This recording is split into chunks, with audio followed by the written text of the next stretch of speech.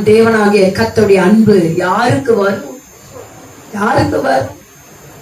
அன்பு சகலத்தையும் வெல்லும், சகலத்தையும் தாங்கும், சகலத்தையும் தப்புவிக்கும். அந்த மாறாத அன்பு யாருக்குள்ள இருக்கிறதோ அவங்க பகைமையே அவங்க நினைக்க மாட்டாங்க. பகைமை இருக்கா? அந்த அன்பு சகலத்தையும் தாங்கிக் கொள்ளும். அந்த அன்புக்கு பொறாமை இருக்காது. அந்த அன்பு எல்லாவற்றிலும் வெற்றி சிறக்கும். ஆகவே எனக்கு அருமையான தேவ பிள்ளைகளே, அன்புள்ளவர்கள் ஐயருங்கள்.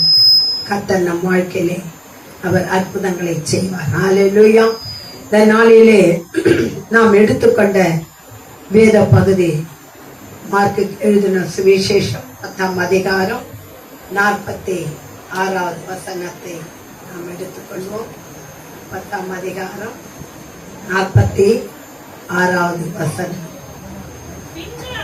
பின்பு அவர்கள் எரிகோவுக்கு வந்தார்கள். அவரும் அவருடைய சீஷர்களும் திரளான ஜனங்களும் புறப்படுகிற பொழுது தீமேயுவின் மகனாகிய பர்த்திமேயு என்கின்ற ஒரு குருடன் உட்கார்ந்து பிச்சை கேட்டுக் கொண்டிருந்தான். அடுத்தது, அவன் நஸ்ரேனாகிய இயேசு வருகிறார் என்று கேள்விப்பட்டு, இயேசுவே தாவீதின் குமாரனே எனக்கு இரங்கும் என்று போதும். ஹல்லேலூயா. அவன் குருடன், அவனுக்கு பார்வை கிடையாது. ஆனா இயேசு அந்த பக்கம் வருகிறார். வருகிற பொழுது அதன் சத்தத்தை கேட்கிறார்.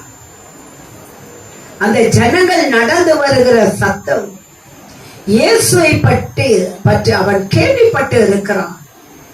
அவனுக்குள்ள ஒரு விசுவாசம், இயேசு என்னை தொட்டு சுகமாக்குவார், என் கண்களை திறப்பார். இன்றைக்கு யோசித்து பாருங்க, யோசித்து பாருங்க. கொஞ்ச நேரம் நான் அடிக்கடியா நான் இதை டெஸ்ட் பண்ணி பார்ப்பேன். கொஞ்ச நேரம் கண்ணை மூடிட்டு ஒரு பொருளை எடுப்பதற்கு நான் முயற்சி செய்து நான் கடந்து போகும்போது தடுமாறி போவேன். வெச்ச இடத்த விட்டுட்டு இன்னொரு இடத்துக்கு போவேன். ஆனா யோசித்து பாருங்க, பிறவி குருடன், குருடானாய் பிறந்தவன், பார்வை இல்லாதவன், அங்கே இயேசு வருகிறார் என்பதை அறிந்தவனா இந்த இடத்துல பார்க்கிறோம். அவன், இயேசுவே தாவீதின் குமாரனே எனக்கு இரங்கும் என்று அவன் சத்தமிட்டு கூப்பிடுகிறான். எனக்கு அருமையான தேவ பிள்ளைகளே, ஆனா இன்றைக்கு நம்ம என்ன பண்றோம்? மருத்துவமனைக்கு போறோம். யாராவது விபத்திலே கண் இழந்தவர்கள் கண்ணை கொடுப்பார்களா? அந்த கண்ணை வைப்பார்களா? எத்தனை பேர் பணம் கொடுத்து கூட எத்தனை லட்சமானாலும் பார்வை கிடைக்க வேண்டும் முயற்சி செய்து அது ஃபெயிலியர் கூட ஆகி விடுகிறார். ஆனால் அவன் எதையுமே நினைக்கல. அவன் நினைப்பு ஒன்றுதான், இயேசு என் கண்களை திறப்பார். இன்றைக்கு இந்த ஊனக்கண்ணை குறித்து நாம் பேசிக்கொண்டு இருக்கிறோம். ஆனால் நமது மனக்கண்களை திறப்பது யார்? இந்த மனக்கண்கள் எப்பொழுது திறக்கப்படுகிறதோ எல்லாவற்றையும் கர்த்தர் சீர்படுத்தி விடுவார். மனக்கண் திறக்கப்பட வேண்டும். இந்த மனக்கண் திறக்கப்படும் என்று சொன்னால் நிச்சயமாகவே நாம் ஆசீர்வாதத்தை பெற்றுக்கொள்ள முடியும். நம் உள்ளம் குருடாய் இருக்கிறது. யார் எதை சொன்னாலும் நம்பிவிடும். யார் எங்கே கூட்டிக் கொண்டு போனாலும் போவோம். அது எந்த இடமோ ஏதோ தெரியாது. ஆனா ஆசை வார்த்தைகள் நம்மை அநேக உற்சாகப்படுத்திவிடும். ஆனால் வேதம் சொல்லுகிறது, கர்த்தருடைய வார்த்தையானது அது வேலை செய்யக்கூடிய வல்லமை உள்ளது. அந்த வேத வசனங்களுக்கு ஒவ்வொன்றும் ஒரு வல்லமை இருக்கிறது. அது எந்த வல்லமை என்று சொன்னால் கிரியை செய்யக்கூடிய வல்லமை, உருவாக்கக்கூடிய வல்லமை, வேலை செய்யக்கூடிய வல்லமை அந்த வசனங்களுக்கு உண்டு, வார்த்தைகளுக்கு உண்டு. ஆனா இந்த நாட்களிலே அவையெல்லாம் நாம் நினைப்பது இல்லை. நம்ம நினைக்கிறதெல்லாம் இன்னைக்கு அப்படி இருந்தும் இயேசு நமக்கு அற்புதம் செய்வார் என்று நம்பிக்கை இருந்தாலும், ஆண்டவரே உம்மை நம்பி நான் போறேன் சொல்றோமா இல்லையா? இந்த மருத்துவரிடத்துல போறேன், இந்த டாக்டர் இடத்திலே நான் போகிறேன் என்று சொல்லி போகிறோம். ஆனாலும் கர்த்தர் மேலே அந்த பாரத்தை நாம் வைக்கும் பொழுது அங்கே நமக்கு முன்பாக அவர் கடந்து போய் விடுவார். அதுதான் அங்க உள்ள ரகசியம். ஏனென்று சொன்னால் முழுமையாய் அவரை நம்பி, ஆண்டவரே நான் மருத்துவத்தை போனாலும் என் நம்பிக்கைலாம் உங்க மேலதான். நம்ம நினைக்கிறோமா? எத்தனை பேர் தான் நினைச்சிருக்கிறீங்க? எத்தனை பேர் ஆசத்தை நீங்க பெற்றிருக்க? இன்னைக்கு கர்த்தர் சொன்னார், நம்பிக்கை உள்ள சிறைகளே நீங்கள் அரணுக்குள்ளாய் வந்து விடுங்கள். ஆனா நம்ம இன்னைக்கு எப்படி இருக்கிறோம்? அரணுக்கு வெளியில இருக்கிறோம்.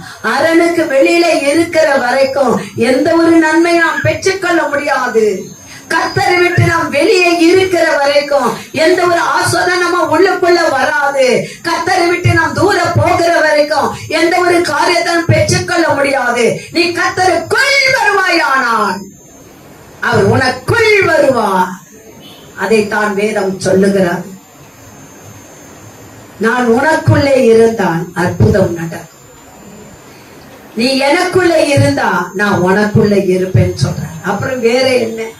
ஆகவே எனக்கு அருமையான தேவ பிள்ளைகளே, விசுவாசமானது நம்பப்படுபவைகளின் உறுதியும் காணப்படாதவைகளின் நிச்சயமாய் இருக்கிறது என்று சொல்லி எபிரேயர் புஸ்தகத்திலே 11ஆம் அதிகாரத்திலே இப்படி சொல்லப்பட்டு இருக்கிறது. நம்பணும். எனக்கு அருமையான தேவ பிள்ளைகளே, உன் தேவனாகிய கர்த்தர் உனக்குள்ளே இருக்கிறார். நீ கண்ணை மூடினா அவரை நோக்கி நீ பார்க்க முடியும். எனக்கு அவரு தரிசனமானா மரித்து போகக்கூடிய சூழ்நிலையிலே வாழ்க்கை எனக்கு வேண்டாம், நான் மரித்து போக வேண்டும் என்று சொல்லி மனம் நொந்து வேதனைப்பட்டு கலங்கின வேளையிலே, நான் மரிக்க வேண்டும் என்று சொல்லப்பட்ட வேளையிலே என் தேவன் எனக்கு தரிசனமானா அந்த தரிசனத்தை நான் கண்டேன். அந்த தரிசனத்திலே நான் பார்த்த ஒரு காட்சி, அவர் முகமெல்லாம் ரத்தம் வழிந்தோடினது. அந்த தரிசனத்தை பார்த்த அடுத்த க்ஷணமே என் வாழ்க்கை மாறினது. நொடி பொழுதிலே மாறினது. இழந்து போனதை மீண்டும் பெற்றுக்கொண்டேன். ஏன் தெரியுமா?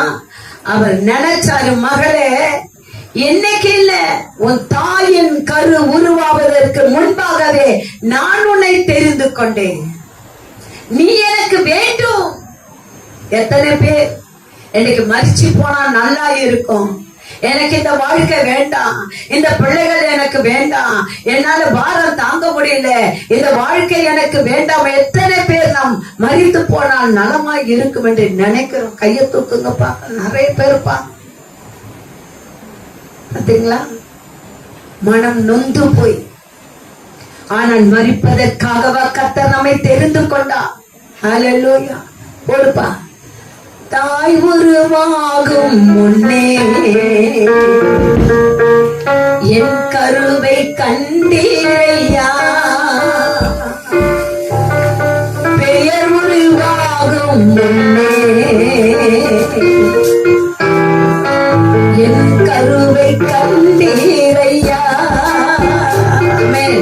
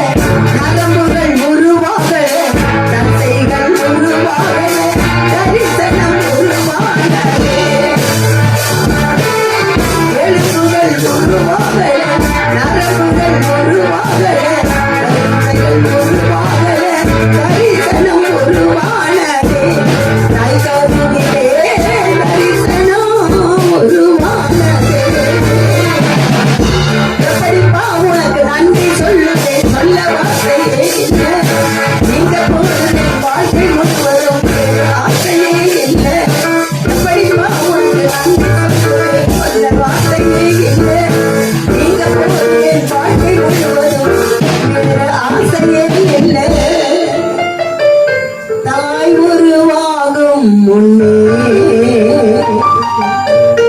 என் கருவை கண்டீரையா.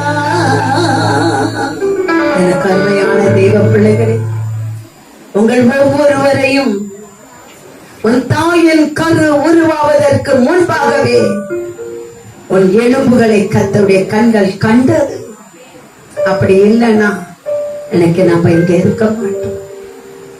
எந்த ஜாதியோ, எந்த மதமோ, எந்த ஊரோ, எந்த நாடோ, எந்த பேரோ, ஆனா தேவனாகிய கர்த்தர் உன் தாயின் கரு உருவாவதற்கு முன்பாகவே அவர் என்னையும் தெரிந்து கொண்டபடினாலதான் அவர் சொன்ன ஒரு வார்த்தை, நீ ஊழியத்துக்கென்றே அழைக்கப்பட்டவன். உன் தாய் தன் கருவிலையை ஒப்பு கொடுத்தாள். போய் கேட்டுப்பார், போய் கேட்டுப்பார். யோசித்து பாருங்கள். எவ்வளவோ பாடுகளுக்கு மத்தியிலே கர்த்தரனை தெரிந்து கொண்ட பிறகு என்னுடைய பிசினஸை உதறி தள்ளிவிட்டு என் தேவனாக கர்த்தரை உறுதியாய் பற்றி கொண்டேன். நீங்க நினைக்கிறது போல நான் உறுதியாய் பற்றி கொண்ட பிறகு நான் பெரிய செல்வந்தனாய் மாறவில்லை. பயங்கரமான உபத்திரங்களுக்கு மத்தியிலே தள்ளப்பட்டேன். சோதனைகள் புடமிட்டார், வெள்ளியை போல என்னை புடமிட்டு பார்த்தார். சோதனைக்கு மேல் சோதனை. என் பிசினஸ பார்த்து நான் சொன்னேன், சீ என்று சொன்னேன். அந்த பணத்தை பார்த்து சீ என்று சொன்னேன். என் தேவன் நெருக்கப்பட்டார், நான் நெருக்கப்பட்டேன். அவர் தரித்திரத்திலே இருந்தார், நானும் தரித்திரனானே. தேவன் என்னை நினைத்து பார்த்தார். எனக்கு அருமையான தேவ பிள்ளைகளே, இந்த நாளிலே தேவனாகிய கர்த்தர் நம்மை நினைத்திருக்கிறபடினாலதான் நம்மை இன்றைக்கு ஆசீர்வாதமாய் வைத்திருக்கிறார். ஆகவே என்னை முன்குறித்தார், என்னை முன்குறித்தார். இன்றைக்கு உங்கள் மத்தியிலே இந்த 36 ஆண்டுகளா இந்த ஊழியத்தை செய்து நான் நின்று கொண்டு இருக்கிறேன். இல்லைன்னா இன்னைக்கு உலக பிரகாரமா எங்கேயோ அழிஞ்சு போயிருப்பேன். பணத்தினாலே, செழுமையினாலே, பயங்கரமான பாவங்களில கூட விழுந்து போய் இருக்கலாம், யாருக்கு தெரியும். ஆனா கர்த்தரோ என் மேலே கிருபையாய் இறங்கி வந்தார், என்னை தெரிந்து கொண்டார். எல்லாவற்றையும் நான் இழந்து போன வேளையிலே என் தேவன் என்னை அரவணைத்தார், தூக்கி நிறுத்தினார். இந்த நாளிலே உங்கள் மத்தியிலே என்னை வைத்திருக்கிறார். தேவன் அவரை நோக்கி கூப்பிடுகிறவர்களுக்கு அவர் தயவுள்ள தேவனாய் இருக்கிறாராம். எத்தனை பேர் கூப்பிடுகிறோம்? எத்தனை பேர் கூப்பிடுறோம்? யோசிச்சு பாருங்க. அவர் நம்மை வெறுக்கிற தேவனே கிடையாது, தெரியுமா உங்களுக்கு? அவர் தள்ளி விடுகிற தேவனே கிடையாது. அவர் அரவணைக்கிற தேவன், அவர் ஆறுதல் கொடுக்கிறவர், அவர் தூக்கி எடுக்கிறவர், அவர் முத்தமிடுகிற தேவன், அவர் அரவணைக்கிறவர். நீ சோர்ந்து போகிற வேளையிலே உன்னை தட்டி எழுப்பி அவர் தோளிலே சுமக்கிறது. இதோ இந்த இடத்திலே நாம் பார்க்கிறோம். இந்த பர்த்திமேயு என்று சொல்லப்பட்ட இந்த குருடனை பார்க்கும்போது, இயேசுவே தாவீதின் குமாரனே எனக்கு இரங்கும் என்று சொல்லும் பொழுது கூட வருகிற சீஷர்கள், ஜனங்கள் அவனை அதட்டுகிறார்கள். ஏ குருட்டு பயலே, பேசாம இருடா, போங்கட்டுன்னு சொல்லி இருப்பாங்க இல்லையா? ஆனா அவனோ, வேதம் சொல்லுங்க, அவனோ இன்னும் அதிகமாய் உரத்த சத்தமாய் அவன் என்ன பண்ணுகிறான்? அதிகமாய் அவன் கூப்பிடுகிறான். ஹல்லேலூயா. அவன் அதிகமாய் இயேசு நின்று அவனை அழைத்து வர சொன்னார். அந்த குருடன் அழைத்து, திறன் கொள், எழுந்திரு, உன்னை அழைக்கிறார், இயேசு அழைக்கிறார் என்று அவனை போய் சொல்லி அழைக்கிறான். எழுந்திருடா, இயேசு உன்னை அழைக்கிறார், வா. யோசிச்சு பாருங்க. இந்த வார்த்தை அவன் காதுகளிலே போய் விழுந்த உடனே அவனுக்குள் ஒரு உற்சாகம் வந்தது. அவன் தன்னையே மறந்து போய்விட்டான். தான் குருடன் என்பதை அவன் மறந்து போனான். எனக்கு அருமையானவர்களே, இயேசு இயேசு உன்னை கூப்பிடுகிறார். இங்க அற்புதம் நடக்குது. சொன்ன உடனே ஒரு உற்சாகம் வர பாருங்க சில பேருக்கு. அப்படியாமா, நான் வரேன், என்னை அழைச்சிட்டு போங்க, என்னை அழைச்சிட்டு போங்க அப்படின்னு சொல்றவங்க நிறைய பேர் இருக்கிறாங்க. அப்ப அந்த உற்சாகம் வரும்பொழுதே கர்த்தர் உங்களை தொட்டுடுவார். அவங்க தன்னையே மறந்து போயிடுவாங்க. யோசித்து பாருங்க. நம் தேவனாகிய கர்த்தர் நம்மை பற்றி அவருக்கு தெரியாதா? நம்மை பற்றி அவருக்கு தெரியாதா என்ன? யோசித்து பாருங்க. வேதம் சொல்லுகிறது, உடனே அவன் தன் மேல் வஸ்திரத்தை எரிந்து விட்டு எழுந்து இயேசுவிடத்தில் வந்தான். இதுல ஒரு ரகசியம் மறைந்து இருக்கிறது. எனக்கு அருமையான தேவ பிள்ளைகளே, அவனோ குருடன், கூப்பிட்டாரு, அவன் எழுந்து போகலாம், வந்தவங்க அழைச்சிட்டு போவாங்க. ஆனா அவனோ தன் மேல் வஸ்திரத்தை அவன் தூக்கி எறிந்தான் என்று வேதம் சொல்லுகிறான். ஏன் மேல் வஸ்திரத்தை அவன் எறிய வேண்டும்? கூப்பிட்டா போக வேண்டியது தானே. மேல் வஸ்திரம் என்று சொல்றது அவனுக்கு ஒரு அடையாளமாக இருந்தது. எனக்கு அருமையான தேவ பிள்ளைகளே, அழைக்கிறார் என்று சொன்னதுதான் தாமதம். தன் மேல் வஸ்திரத்தை அவன் தூக்கி எறிந்து விடுகிறான். ஏன் தூக்கி எறிந்தான் தெரியுமா? அப்பொழுதே நான் குருடன் அல்ல என்பதை அவன் உணர்த்தப்பட்டான். நான் குருடன் அல்ல. ஏனென்று சொன்ன காலத்தில் ரதங்கள் போகும் வரும். இப்போது அந்த ரதங்களை ஓட்டுகிறவர்கள் இப்படி குருடரா இருக்கிறவர்களுக்கு ஒரு மேல் வஸ்திரம் போடப்பட்டு இருக்கும். அது ஒரு அடையாளம். அந்த மேல் வஸ்திரம் போடப்பட்டு இருந்தா இவர்கள் குருடன் போகிறார்கள், நாம் பார்த்து போவோம், நாம் பார்த்து ஒதுங்கி போவோம் என்று சொல்லி அவர்கள் ஒதுங்கி போவார்கள். அப்படியாக அவனுக்கு கொடுக்கப்பட்ட அடையாளமாகிய இருந்த அந்த மேல் வஸ்திரத்தை அவன் தூக்கி எறிகிறான். நான் குருடன் அல்ல, என் தேவனை அழைத்தார் என்று சொல்லி அப்போதே அவன் உணர்த்தப்பட்டவனாய் அவன் நேராய் புறப்பட்டு போகிறான். எனக்கு அருமையான தேவ பிள்ளைகளை, கரங்களை தட்டி தேவனை மகிமைப்படுத்தும். ஆழ்ந்த கருத்திலே அடங்கி இருக்கிறது.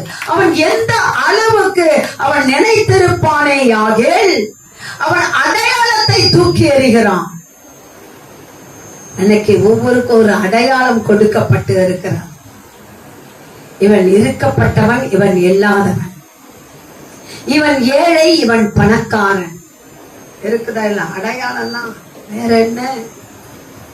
எனக்கு அருமையான தேவ பிள்ளைகளே, கர்த்தர் உன்னிலே வாசம் பண்ண நினைச்சா உன் அடையாளத்தை தூக்கி எறிஞ்சிட்டு அவரோடு கூட நீ ஒன்றித்திருக்க விரும்பினான், இல்லாதவைகளை கூட இருக்கிறவர்களை போல அழைக்கிற தேவன். கரங்களை தட்டி தேவனை நாம் மகிமைப்படுத்துவோம்.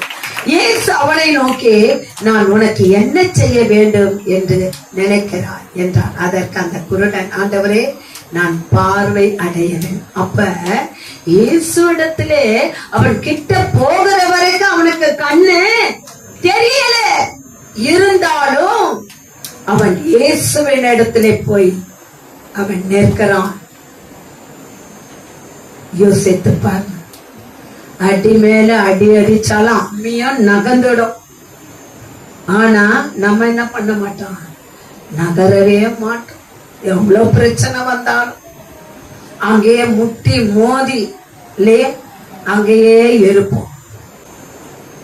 அல்லேலூயா. சிலர் வரலன்னா எனக்கு அந்த கண்ணு தேடும். அல்லேலூயா. எனக்கு அருமையான தேவ பிள்ளைகளே, கர்த்தர் சொல்லுகிறார், அவரை தேடுகிற யாவருக்கும் அவர் அருகிலே இருப்பார். அவர் அருகிலே இருக்கும் பொழுது உனக்கு என்ன கவலை? உனக்கு என்ன கவலை? கல்யாணம் ஆகலையா? குழந்தை இல்லையா? வேலை இல்லையா? யோசிச்சு பாருங்க. என்ன இல்ல? வியாதியா? விக்கனமா? என்ன என்ன போராட்டம் உனக்குள்ள? என்னை நோக்கி கூப்பிடு. எல்லாரையும் கூப்பிடுவோம் இல்லையா? கர்த்தருக்கும் நமக்கும் ஒரு எண் கொடுக்கப்பட்டிருக்குது. யாருக்காவது தெரியுமா? எத்தனை பேருக்கு தெரியும் அந்த டெலிபோன் நம்பர்? நிறைய நேரம் நான் சொல்லிட்டேன், நீங்க பழைய ஆட்கள் சொல்ல வேண்டாம். நமக்கும் தேவனுக்கும் ஒரு டெலிபோன் நம்பர் இருக்குது, தெரியுமா உங்களுக்கு? நீங்க பேசாதீங்க. அப்ப இவங்களே எப்படி தெரிஞ்சுக்கிறது? 333 எழுதி வச்சுக்காங்க. எரேமியா 33:3. என்னை நோக்கி கூப்பிடு, என்னை நோக்கி கூப்பிடு. ஆனா இன்னைக்கு அவரை நோக்கி கூப்பிடுது இல்ல, போனை கையில வச்சுட்டு யாரையும் நோக்கி கூப்பிடு. பேங்குக்கு போன் பண்றது, கடன் வாங்குறது, வேற யாருக்கிட்டையாவது போன் பண்ணி பேசுறது. ஆனா கர்த்தர் என்ன சொல்றது? என்னை நோக்கி கூப்பிடு, அப்பொழுது நான் உனக்கு மறு உத்தரவு கொடுப்பேன். நீ போனை போட்டு ஹலோனா அங்க இருந்து கர்த்தர் பேசுவார். ஹலோ மா, யாருமா? ஜாயா, என்னப்பா வேணும் உனக்கு கேட்பார். அப்பொழுது நீ அறியாததும், நீ நினைச்சு கூட பார்த்திருக்க முடியாது, நீ அறியாததும் எட்டாததுமான பெரிய காரியத்தை உனக்கு செய்வேன் என்று கர்த்தர் சொல்லுகிறார். கூப்பிடாததை நிமித்தமாய் தான் நாம் பெற்றுக்கொள்ளாமல் இருக்கிறோம். எனக்கு அருமையான தேவ பிள்ளைகளே, சத்துருவானன் இந்த நாளிலே அநேகரை காவலிலே வைத்திருக்க. யோசிச்சு பாரு, காவல்ல போட்டான். சும்மா கேட்கிற வரைக்கும் தான் அமாவாசை இரவு ஜபம். ஆண்டவர் பேசுவாரா? எனக்காக பேசுவாரா? விடுதலை கொடுப்பாரா? கேள்வியோட வராது, கேள்வி கேட்காது. கர்த்தரை நம்பி வா, அவர் உனக்கு வெள்ளை கொடுப்பார். தூண்டி விட்டு வேடிக்கை பார்க்க, தூண்டி விட்டு வேடிக்கை பார்க்கிறான் பிசாசு. ஒண்ணு ஆட்டம் காட்டி அழிக்க பார்க்கிறான். அல்லேலூயா. இன்னைக்கு அப்படிதான். ஆமென்.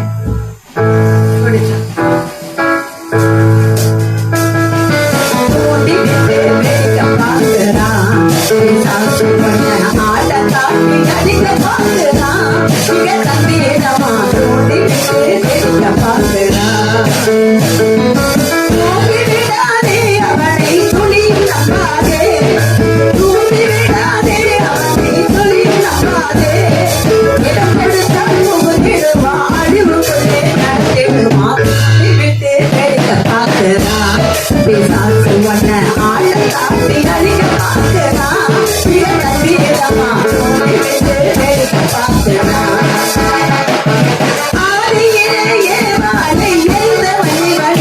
அந்த ஆதாமை பாவத்திலே சாய்ந்தவனே,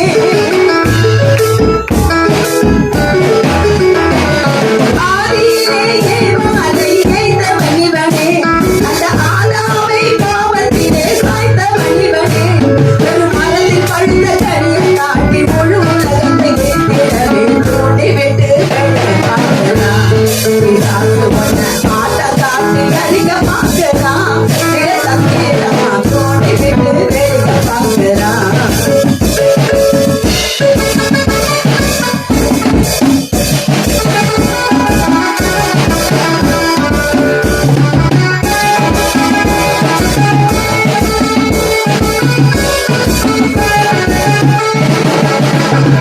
சிம்சோனை தூண்டியவன் இந்த பிசாசே, பாவ சங்கடத்தில் வீழ்த்தியவன் இந்த பிசாசே. சிம்சோனை தூண்டியவன் இந்த பிசாசே, பாவ சங்கடத்தில் வீழ்த்தியவன் இந்த பிசாசே. பொழுதில் அடிமைமை காட்டி கனப்பொழுதில் துடித்திடவே தூண்டி விட்டு வேடிக்கை பார்க்கிறான். பிசாசு ஒன்ன ஆட்டம் காட்டி அழிக்க பார்க்கிறான். மிக தந்திரமா வேடிக்கை பார்க்கிறான். அல்லேலூயா. எனக்கு அருமையான தேவ பிள்ளைகளே, இதோ இந்த நாளை தேவனாகிய கர்த்தர் நமக்கு ஆசீர்வாதத்தின் நாளாய் மாற்றி இருக்கிறார். ஆகவே அவரை சார்ந்து இருக்கிற நமக்கு அவர் முற்றிலுமாய் ஜெயம் கொடுக்க அவர் வல்லமை உள்ள தேவனாய் இருக்கிறார். ஆகவே முதல்ல விசுவாசம், இரண்டாவது ஜெபம். முதல்ல விசுவாசம், இரண்டாவது ஜெபிக்க வேண்டும். எத்தனை பேருக்கு ஜெபனா தெரியும்? ஜெபனா என்ன? ஜெபனா என்ன? ஜெபனா என்னமா?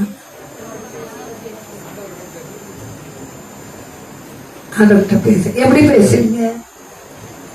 அது தெரிஞ்ச நாயா இப்படி இருக்கு, அது தெரிஞ்ச நாயா இப்படி உட்காந்து இருக்கிறேன், சதா பேசிக்கிட்டே இருப்பேனே. ஜபம் என்று சொன்னால் இதுதான் பேசுவது. நம்முடைய காரியங்களை கேட்கிறல்ல, நம்ம அம்மாட்ட கேட்கிறோம், அப்பாட்ட கேட்கிறோம், நண்பர்கிட்ட கேட்கிறோம், தெரிஞ்சவர்கிட்ட கேட்கிறோம், நம்ம உதவி எல்லாம் கேட்கிறோம் இல்லையா? அதேதான் அப்பா கிட்ட கேட்கிறோம். அப்பா, நம்ம விட்டு தூரம் போயிட்டோம்ப்பா, நம்ம விட்டு விலகி போயிட்டோம்ப்பா, அதனால எத்தனையோ பாடுகளை நான் அனுபவிச்சுட்டப்பா, வேண்டாம், நான் உங்ககிட்டயே இருக்கணும்னு விரும்புறேன், எனக்கு இந்த காரியத்தை கொடுங்கப்பா, இதை செய்யுங்கப்பா. இதுதான் ஜெபம், வேற ஒண்ணே இல்லை.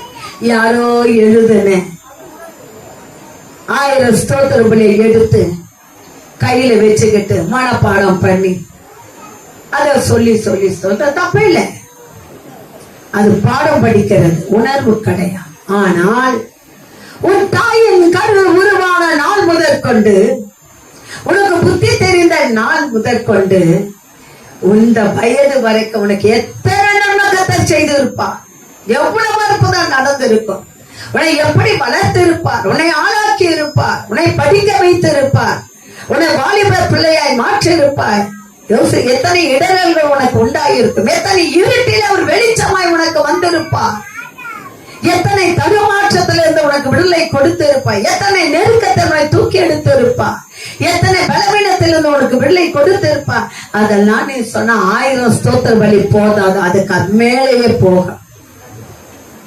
அத சொல்லி ஸ்தோத்திர பலி இடு, ஸ்தோத்திர பலி இடுகிறவனை என்னை மகிமைப்படுத்துகிறான் என்று வேதம் சொல்லுகிறது. ஆனா அப்படி இல்லை, 1000 ஸ்தோத்திர பலியை வாங்கி பைக்குள்ள வச்சுன்னு அத ஸ்தோத்திரம். நீ ஒன்ன உருவாக்கின கர்த்தர் உன்னை நேற்று வரைக்கும், ஏன் இன்றைக்கு வருகிற வரைக்கும் அந்த மழையை நிறுத்தி உன்னை கொண்டு வந்தாரு. யோசிச்சுப்பார். இந்த மழையில சுத்திகரிக்க போற, மழை பெய்யுது, உடனே போயிட்டேன். எலியாவின் தேவன் என்னுடைய தேவன். நான் அடிக்கடி சொல்ற வார்த்தை இல்லை. நீங்க எலியாவுக்கு மட்டும் தேவன் அல்ல, எனக்கும் தேவன் தான். எலியா ஜெபித்தான், மழை வந்தது, மீண்டும் ஜெபித்தான், மழை நின்றது. இந்த வார்த்தை விடுறதே கிடையாது, அப்பப்போ ஓடி போயிட்டு. மழை தேவை, ஆனா இப்ப எனக்கு மழை வேண்டாம். வெளியே போய் கரங்களை தூக்கி இந்த மழையில ஜெபம் பண்ண நினைச்சு. ஆனா நாங்க சுத்திகரிக்க போன இந்த வருவேன், போயிட்டு எனக்கு ஒரு சகோதரி உண்டு, அவங்க அதற்காகவே வந்துருவாங்க. அந்த 2 வீலர்ல சென்று அமைதியா ஜெபம் பண்ணி சுத்திகரித்து கொண்டே வருவேன். அப்ப தூரல் போட்டு கொண்டே இருக்கு. சகோதரி சொன்னம்மா, கொடையாவது எடுத்துட்டு வந்துடுறேன் அப்படின்னு. வேணாம்மா நம்ம போயிடலாம், வேணாம்மா. சரி, உன்னுடைய விசுவாசத்தை நான் பாராட்டுறேன், அப்போலாம் கட்ட நிறுத்திடுவாருன்னு சொல்லிட்டு போனோம்.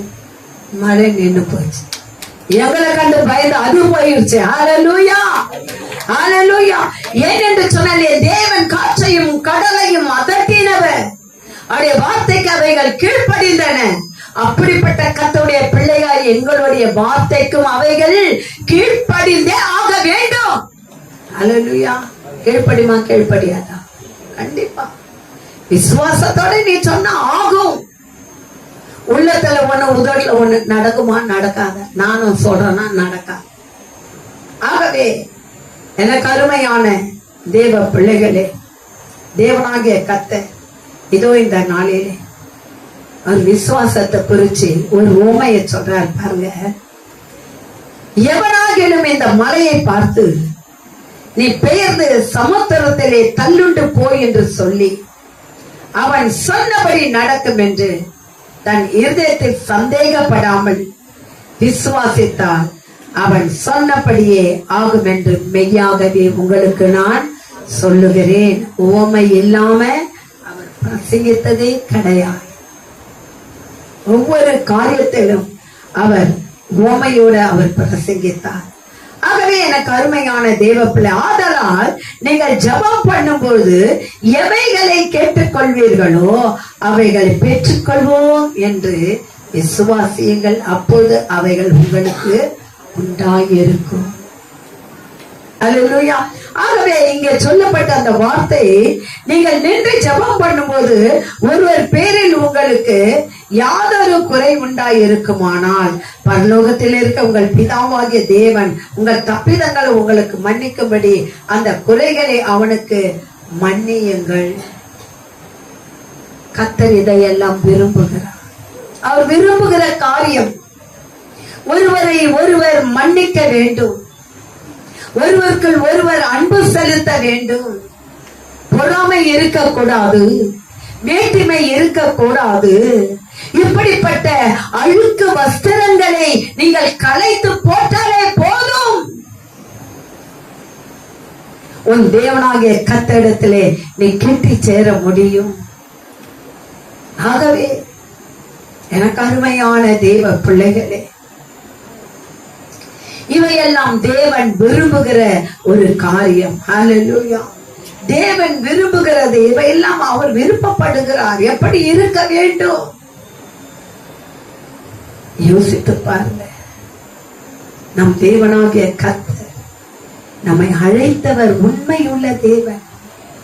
அவர் ஒரு நாளும் இவங்க பாவம் செஞ்சிட்டாங்க, இவங்க வேணாம் ஒதுக்கிட்டாரா? சொல்லுங்க.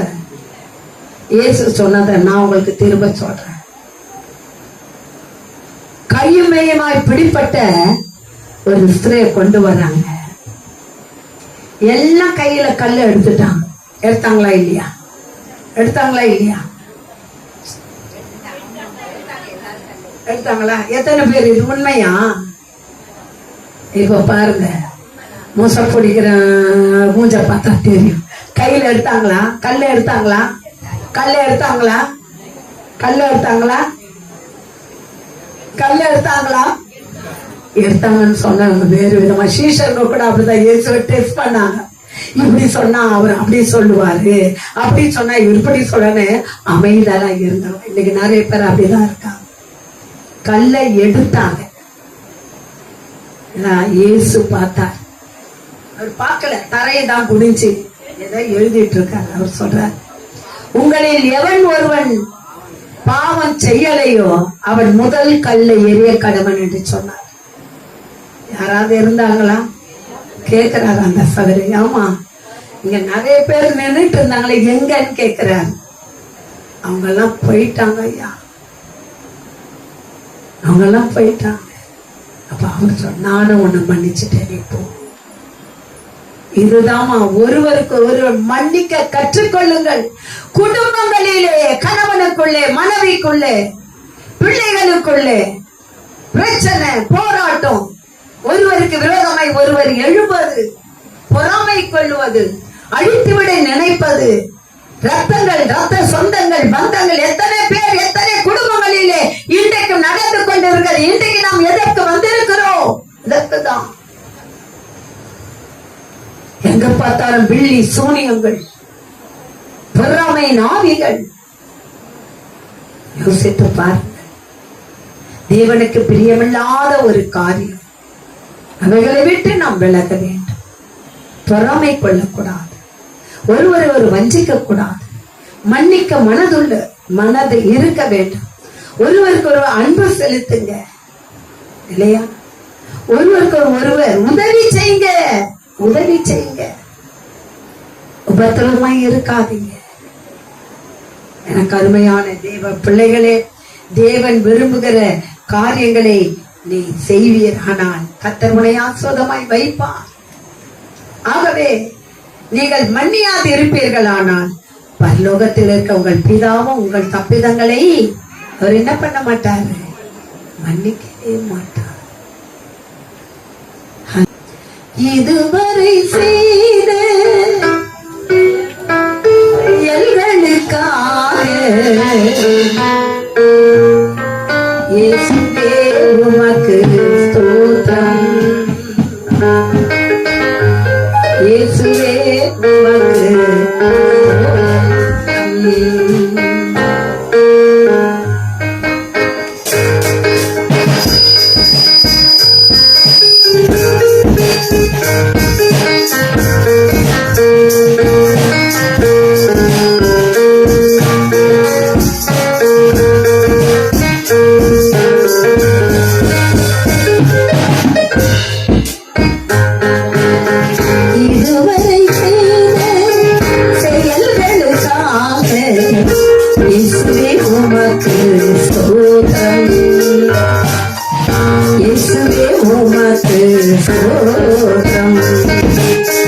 இதுவரை செய்த செயல்களுக்காக இயேசுவே உமக்கு ஸ்தோத்திரம்,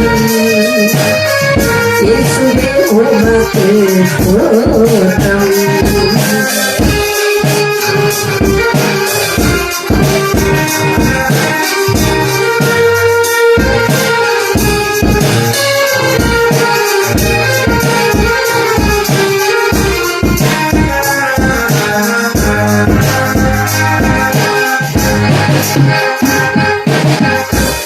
நிலமாக இருந்த என்னை கனிமரமாக மாற்றிய உம்மை,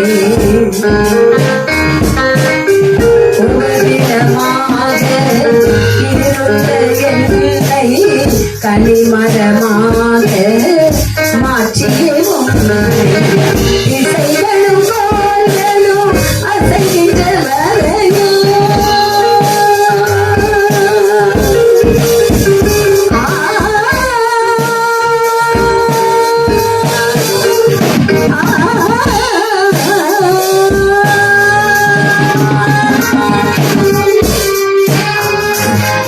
இசைகளும் கோல்களும் அசைகின்ற வரையில் இசை முழங்கியே பாடுவே நன்றி. இதுவரை செய்த செயல்களுக்காக இயேசுவே உமக்கு ஸ்தோத்திரம், இயேசுவே உமக்கு ஸ்தோத்திரம். ஆமென்.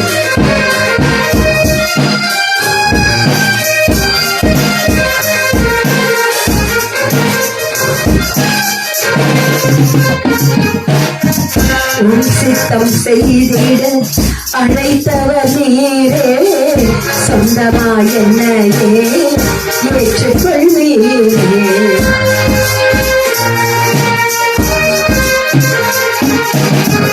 உன் சித்தம் செய்திட அழைத்தவர் நீரே, சொந்தமாய் என்னையே ஏற்றுக்கொள்வீரே.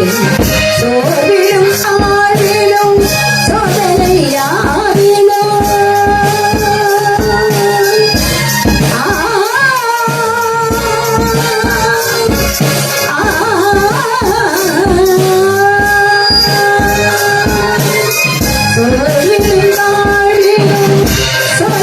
சோதனையாரிலும் தாங்கினே தயவாய் பாடுகை நன்றி.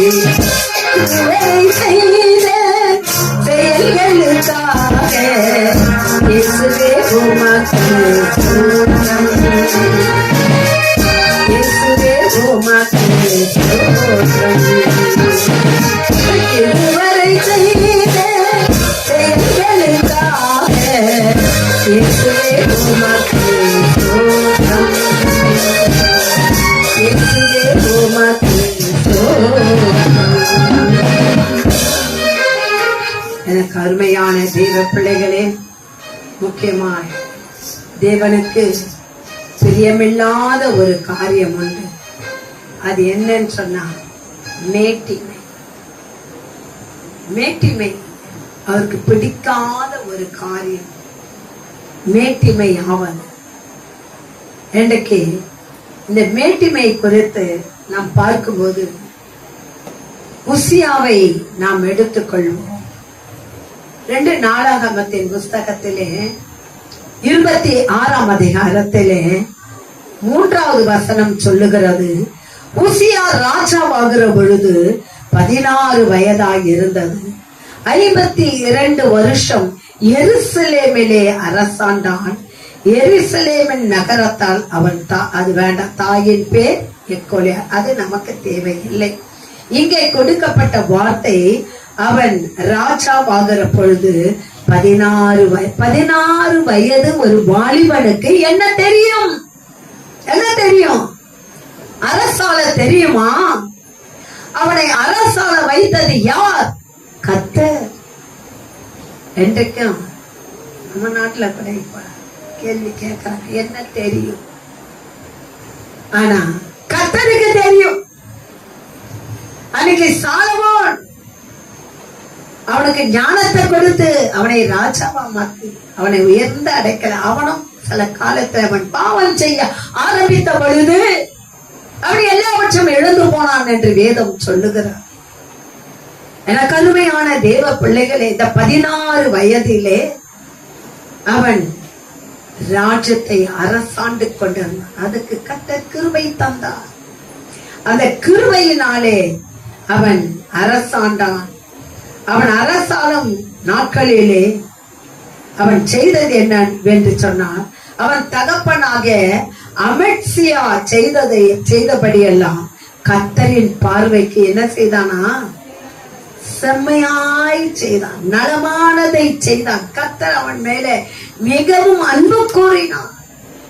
அவன் நலமானதை செய்தான். தன் தகப்பன் என்ன செய்தானோ அதை ஃபாலோ பண்ணினான். ஹல்லேலூயா. எனக்கு அருமையான தேவ பிள்ளைகளே, இப்படியாய் அவன் கர்த்தரிடத்திலே நெருங்க நெருங்க நெருங்க கர்த்தர் அவனை அபரிமிதமாய் ஆசீர்வதித்தார். எல்லாவற்றிலும் ஆசத்தை உயர்த்தினார். வேதம் சொல்லுகிறது, பெலிஸ்தரையும் குறுப்பாகலிலே குடியிருக்கிற அரபியரும் வெகுனையரும் வெல்ல தேவன் அவனுக்கு அவர் துணை நின்றார். எல்லாவற்றுக்கும் அவருக்கு துணை. அந்த 16 வயதிலே அவன் எல்லாவற்றையும் நடத்தினான்.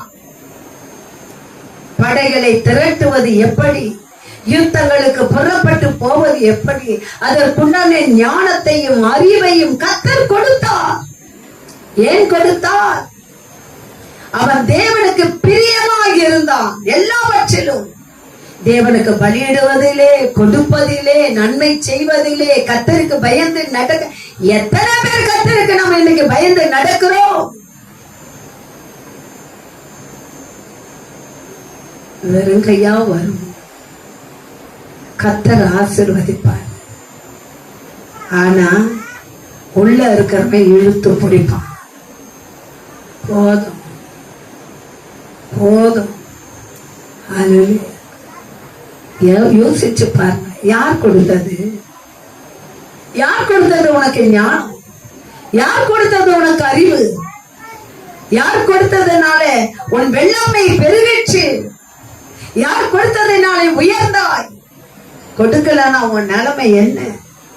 நான் என்னைக்கும் நினைப்பேன், நான் விழுந்து போன அந்த காலத்திலே கர்த்தர் மட்டும் என்னோட இல்லாதிருந்திருந்தால் என் நிலைமை என்னவோ எனக்கு தெரியாது. ஒரு ஷிப்மெண்ட் லாஸ் ஆயிடுச்சு. அடிமட்டத்திலே தள்ளப்பட்டுட்டேன். பிசினஸ் நொடிங்கி போய்விட்டேன். நான் தலை தூக்க முடியவில்லை. ஆனாலும் என் தேவன் என் மேல் கிருபை உள்ளவராய் இருந்தார். எதுக்கு தெரியுமா? கடனே கிடையாது. அன்னைக்கு எனக்கு கடன் கிடையாது. ஒருத்தருக்கும் பதில் சொல்ல வேண்டிய அவசியமும் எனக்கு கிடையாது. ஆனால் அன்றாட வாழ்க்கைக்கு நான் என்ன செய்வேன்? என்ன செய்ய முடியும்? யோசிச்சு பாருங்க. என் தேவனாகிய கர்த்தர் என்னோடு கூட இருந்தார். எப்போது நான் தூக்கி போட்டுட்டு எனக்கு ஜீவனை கொடுத்த தேவனுக்கா என்னையே நான் அர்ப்பணித்து விடுவேன், கொடுத்து விடுவேன் என்று சொல்லி அன்றைக்கு எடுத்த முடிவுதான் இன்று வரைக்கும் நான் நின்று கொண்டு இருக்கிறேன். உன் நினைவுகளை கத்த செயல்பட வைக்க மாட்டாரா? இல்லாதவர்களை இருக்கிறவர்களை போல அழைக்க மாட்டாரா? உனக்கு வீடு கட்டுவானா கட்டுவேன், உனக்கு குழந்தை வாக்கியத்தை கொடுப்பேனா கொடுப்பேன், உன் காரியங்கள் வாய்க்கனா வாய்க்கும், உன் சத்துவனா அழிப்பேனா அழிப்பேன், அழிச்சு போடுவேன். போதும், நீ பட்ட பாடு போதும், நீ சிந்தனை கண்ணீர் போதும், உன் வெறுமை போதும். எழும்பு சீரனை எழும்பு என்று கர்த்தர் சொல்லுகிறார். எழும்பு, உன் வாழ்க்கையில கர்த்தர் அற்புதத்தை செய்வார். எனக்கு அருமையான தேவ பிள்ளைகளே, இங்க உசியாவை குறித்து பார்க்கும்போது அவன் வெள்ளாமை பிரியனாய் மாறி போனான். என்னவானா? வெள்ளாம பிரியனா மாறினான். கோடி மேல் கோடிகளை கட்டி எழுப்பினான். தேவனுடைய ஆசீர்வாதம் அவனுக்கு குவிந்து கொண்டே போனது. அவன் பாவத்திலே விழுந்து போனான். இந்த பாவத்திலே விழுந்த பிறகு இங்க வேதம் சொல்லுகிறது பாருங்க, கடைசியாக அவன் பலப்பட்ட பொழுது தமக்கு கேடு உண்டாக மட்டும் அவனுடைய மனம் மேட்டிமையாகி தன் தேவனாகிய கர்த்தருக்கு விரோதமாக மீறல் செய்து தூப பீடத்தின் மேல் தூபம் காட்ட கர்த்தருடைய ஆலயத்துக்குள் பிரவேசித்தான். நீ ராஜாவா இருந்தா உனக்குரிய சிம்மாசனத்திலே நீ உலாவு, உன்னை யாரும் கேட்க மாட்டாங்க.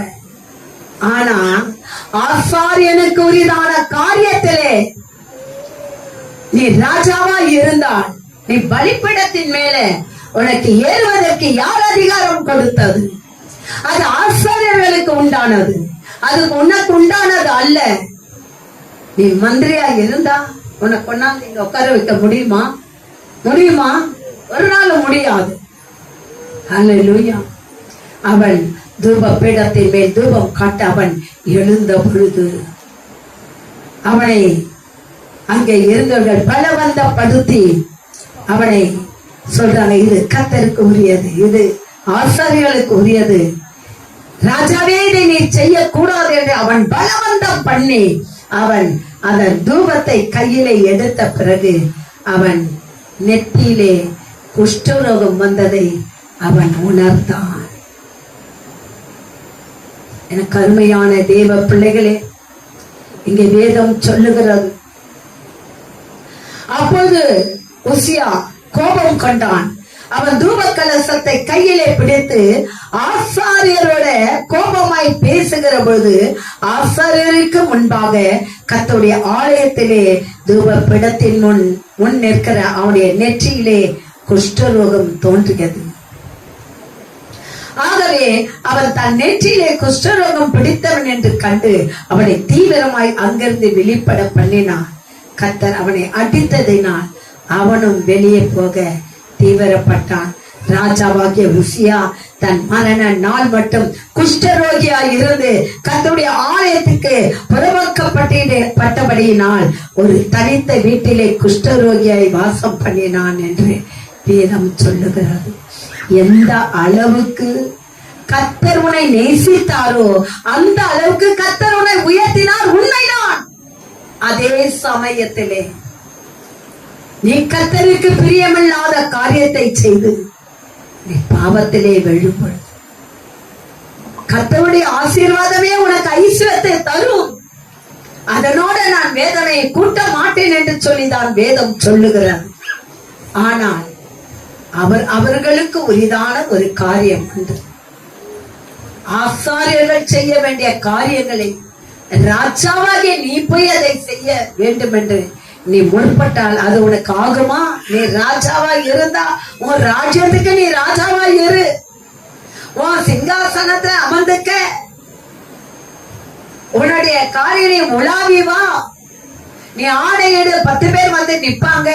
அதை விட்டுட்டு நீ கர்த்தருடைய சமூகத்துல வந்து ஆசாரிகளை தள்ளிவிட்டு நீ வந்து அந்த காரியத்தை கையிலே எடுக்க வேண்டும் என்று நினைத்தபடினாலே உன் நெற்றியிலே குஷ்டரோகம் பிடித்தது. இதுதான் இதை குறிச்சு நான் என்ன சொல்றேன்னா, விசுவாசமா இருங்க, நம்பிக்கையா இருங்க, கர்த்தர்ட்ட கேளுங்க, அவரோட கொடுப்பார். அதே சமயத்தை மேட்டிமையாகாதே, கர்த்தருக்கு பிரியமில்லாத காரியத்தை செய்யாதே, என்னை யாரும் ஒண்ணும் பண்ண முடியாது, நான் எல்லாத்தையும் செய்வேன், எனக்கு விக்கிரகமும் வேணும், எனக்கு அதுவும் வேணும், இதுவும் வேணும். உடனே இல்லாத போது கத்தரை தேடி வந்தவங்க கடைசி என்ன தெரியுமா சொன்னாங்க? அம்மா விடுங்கம்மா, அதுவும் தெய்வம் தான், இதுவும் தெய்வம் தான், இதுவும் தெய்வம் தான் சொன்னீங்க, இதுவும் தெய்வம் தான், அது தெய்வம் சொன்னார். அருவருக்கத்தக்கது. மறைஞ்சு மறைஞ்சு போய் எதையும் செய்யாதே, உன் மனதை பறி கொடுக்காதே. உள்ளதை உள்ளதென்றும் இல்லாததை இல்லாததென்றும் எவன் ஒருவன் சொல்லுகிறானோ கர்த்தர் அவனை ஆஸ்வதிக்கிறார். மறக்க கூடாது. கர்த்தருக்கு பிரியமானதை செய், நீ கவனமாயிரு. கர்த்தருக்கு உண்மையாய் இருக்கிறதுல நீ உன்னை நடத்திக்க பிரியப்படு. அப்போது கர்த்தர் எல்லாவற்றுக்கும் மேலான கருத்து உனக்கு செய்வார். ஆகவே கவலைப்படாதீங்க. கடைசி உசியாவை சொன்ன பிறகு எல்லாம் பயந்துட்டாங்க, பயம் வந்துருச்சு. நீங்கெல்லாம் நல்லவங்க, கர்த்தருக்கு பிரியமானதை தான் செய்வீங்க, கவலைப்படாதீங்க. இயேசு கிறிஸ்து வந்த பிறகு, இது பழைய ஏற்பாட்டின் காலத்துல இப்ப நான் பேசுறேன். புதிய ஏற்பாட்டின் காலத்திலே பார்க்கும்போது இயேசு கிறிஸ்து நம்ம செய்கிற பாவத்துக்காக இந்த உலகத்துக்கு வந்தான். மனிதனோட மனிதனாய் சஞ்சரித்தார். நம் பாவங்களுக்கு அவர் பலியானார், ரத்தம் சிந்தினார், நமக்கு விடுதலை கொடுத்து விட்டார். அப்படி ஒரு காரியம் உனக்குள்ள உறுத்தலாய் இருந்தா ஆண்டவர்கிட்ட சென்று மன்னிப்புக்கே. அவர் மன்னிக்க தயவுள்ள தேவன்.